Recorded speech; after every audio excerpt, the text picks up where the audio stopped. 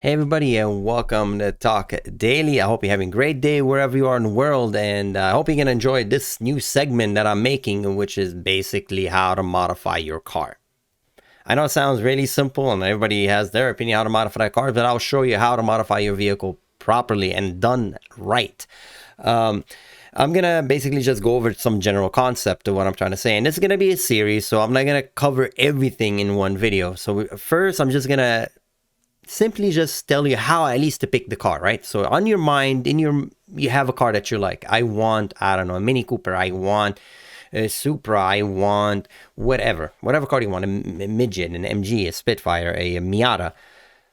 In this case, I'm just using a Miata. Okay, I'm just using this site as an example. I'll have a link to everything I'm showing you in the description below. But anyway, let's just say you want a Miata to make things simple. Okay, so what kind of Miata do you want? What year? What's the difference? You got to do all this research. If you are trying to buy a Miata, this is the NA, by the way. That's some chassis codes. And you need to know what your car chassis code is. It's not necessary, but it's good to know.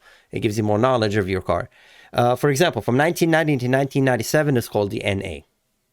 Whatever, that's called the chassis code. But in reality, in between that, this car has from 1.3 liter until 1993, from 1989, because we never got it in the United States. So the car was actually produced in 1989 until 1997. But in 1990, it arrived in the state in a 1.6 liter. And by 1993, after 1993 and 1994, it got a 1.8 liter. So you need to know these details. See, that's knowledge you need to know about your car, irrelevant what car you want. So first, knowledge. Second, when you purchase the vehicle, need to know what trims to get because it makes a huge difference again. For example, in the Miata, if you have an open differential, meaning both wheels in the back don't spin, only one spins, well, that's very expensive to go later and just buy that differential by itself and installing it because you also need the outpush shaft and need the axles, and it's a lot of work. Just look for one that already has it because, and if you don't know this, buying a car in bulk is much cheaper than buying in components. Meaning, if I disassemble this whole car and buy a bolt by bolt from some supplier, it might cost me, I don't know, I'm going to make a stupid number, $20,000. But if I bought the actual vehicle, it will probably maybe cost me $6,000. Meaning, if you're able to find a car with the parts you want in it, buy the car with the parts you want in it. It's much cheaper. Second, don't buy a salvage car.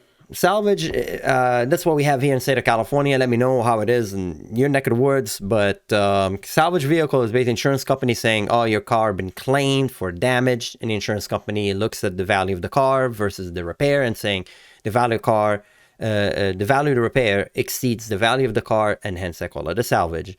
And you can buy it back from the insurance company for like $500 and you get a certificate. Congratulations, your car is salvage. I would not invest any money in a car that's salvage. I would use a salvage car for parts, but I wouldn't specifically modify that chassis. I really wouldn't. There's nothing wrong with driving it, but I would invest. That would not be my project car. So do not get a salvage car. Get a car in the best condition possibly you can afford. I understand it's all about money. So, but try to get a car in the best condition. Have a good start. A good foundation is important for everything in life, and this is no different. No example. I mean, it's no difference. Okay, this example is no difference. If you buy a Miata, that again we're talking about a Miata, it could be any other car. If you buy it and already have the chassis rusty, I mean, spot welding it or moving the carpet, and why is it rusty? And all the bushings are shot, and all the bolts are like hard to remove, and all the eccentric bolts are like basically rusted shot. Is it doable? Yeah, anything in life is doable when you put your mind into it. If this is what you like, that kind of challenge, go ahead. But if you could just spend 600 more bucks, $1,000 more, and you get yourself a vehicle that doesn't have any of those problems, that's a way better start. Find a car that has the original carpet in good condition, for example. Finding an OEM carpet for this car, again, I'm just about a Miata, is pretty hard. You could find aftermarket, but they don't look the same. Again, it comes with the little things that are going to cost you money, like the shifter, like the, what do you call it? That little shifter knob. There you go. Almost forgot my English. Shifter knob, for example. Original shifter knob, Nardi shifter knob on, for example, a Miata is worth a lot of money. And if you find a car that already has that, great. Again, so do your research, find the car that you want at the best condition possible. Having said that, you have your car. Congratulations, it's in your garage, wherever you park your car, and now what? You have two choices. Again, here you go. So we're done with the car. You found the car.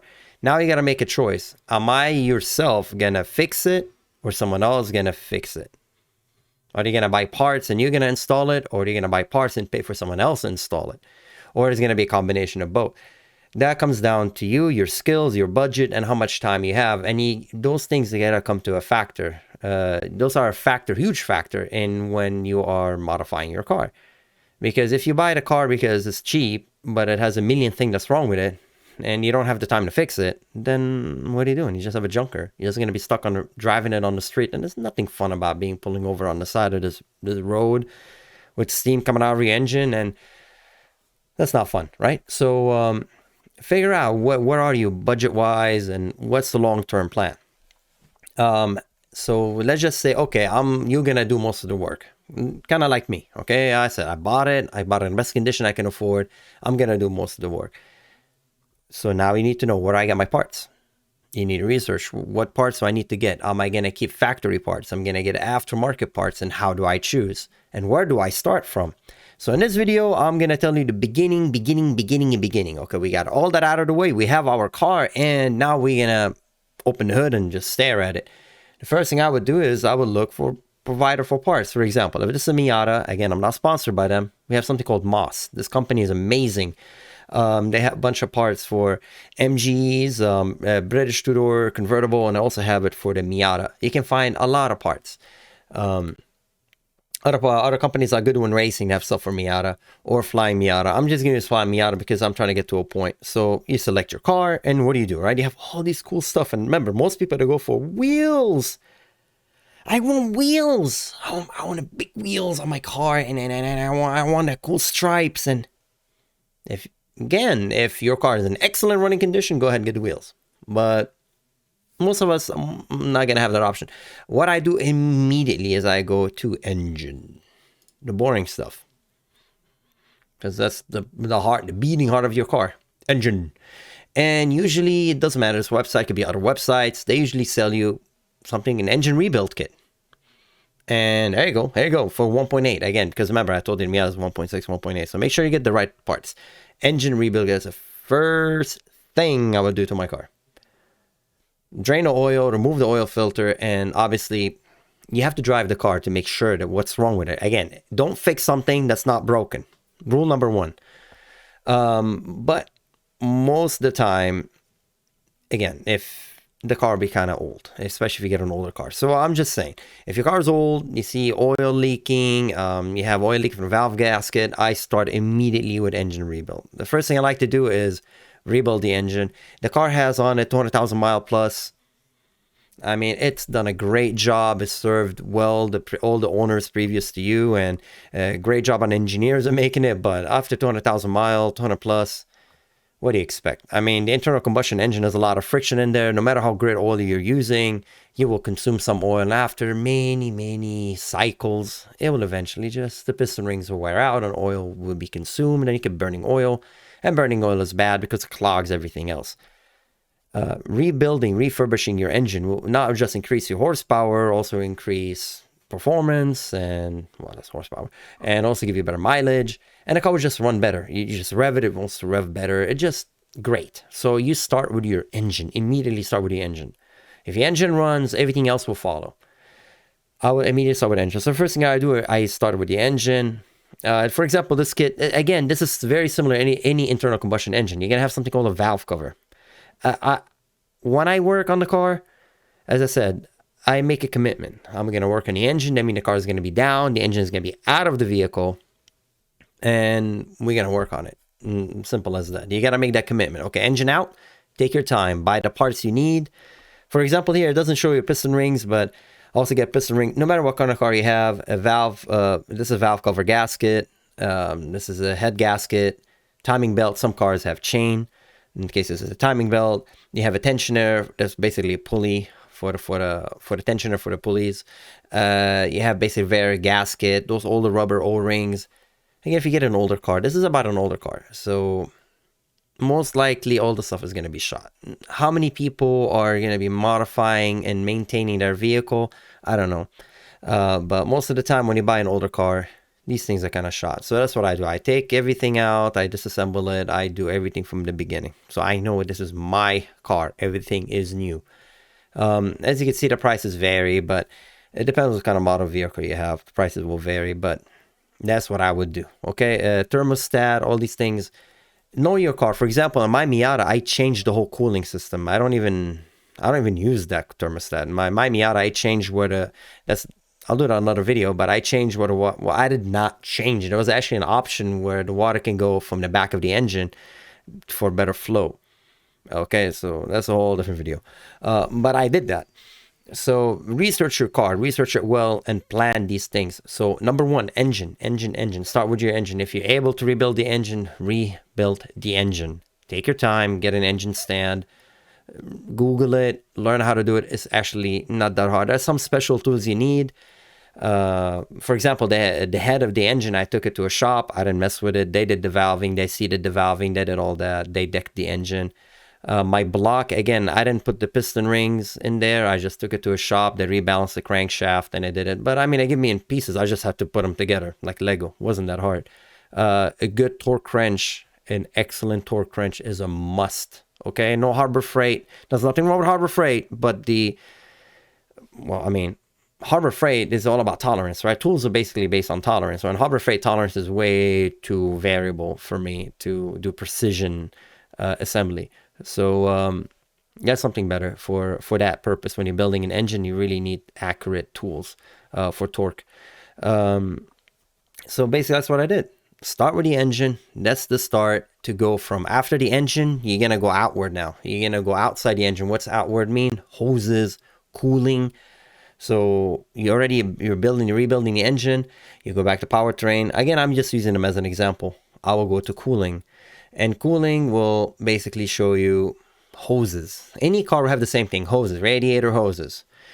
Radiator, the radiator itself. This is the radiator. Say boom, radiator. Okay? Any car will have that. If you have any holes, any cracked in radiator, get rid of it. And in this case, I went for an aluminum radiator because I don't want to have that plastic radiator. I just don't want to deal with it. This goes for life. This is for life. The plastic radiator basically is aluminum core with plastic inserts. I don't like that. It eventually breaks. And in my case, I just want the maximum cooling possible. Hey, again, it's a choice. But and if, for example, there's an engine bay, see the radiators in there. And these guys did the coolant reroute, which I did. You can see they blocked. That's what I was mentioning. There's a little hose that comes out from here and goes in here. Basically, that's for the coolant, but they chose to get the water from the back of the engine. Again, that's very specific to a Miata. But again, if you did your research, you know that, okay, I'm not going to invest in this kit. I'm going to get this kit that allows me to reroute my coolant. That's, again, research. Every car is specific. So do your research. And again, engine, then cooling. That's the start. In other videos, I'll show you what's the next step to do. So for now, if you got anything from this video, you start getting the best car you can possibly get. The best you can afford. Okay, the best quality vehicle you can get. That's the first thing I would do. Once you have that car, and before even I would say even before anything, before cleaning it, you don't even bother cleaning because you're gonna rebuilding it. The engine rebuild kit, for example, front oil pan seals, all these things. You got to rebuild the engine. If you don't rebuild the engine, I think you're just wasting your money, wasting your time, and you're going to eventually rebuild it slowly, but it's going to be a patch-up job. So just take out the engine because it gives you a lot of room to see the engine, see what you need to repair, and it just makes your life much easier. Every repair will be easy. Alternator, battery, everything's out so you could see it. So engine, cooling. Get the car in the best condition you can possibly buy. Start rebuilding the engine and do cooling. So this is for now. Let me know what you think. Let me know how you started your project. If you did something different. I know that's huge. I just said the engine. That's a lot of components for the engine. You could modify it. You can put a better pistons. You can put titanium rods. Depends on how much horsepower you want to get. I didn't even discuss that. I just said, just start refurbishing your engine, which is the cheapest route. Okay, your piston should not be melted. You don't need connecting rods. You don't need to buy anything expensive. Piston rings are not that expensive. Okay, you might need to bore. Again, if there's any damage, but you take it to a machine shop, they'll take care of that for you. So, again, let me know what you think. How did you start your car? And in the next video, I will tell you what to do in step 2 on how to modify your car. So stay tuned and thanks for watching. I'll see you next time. Bye-bye.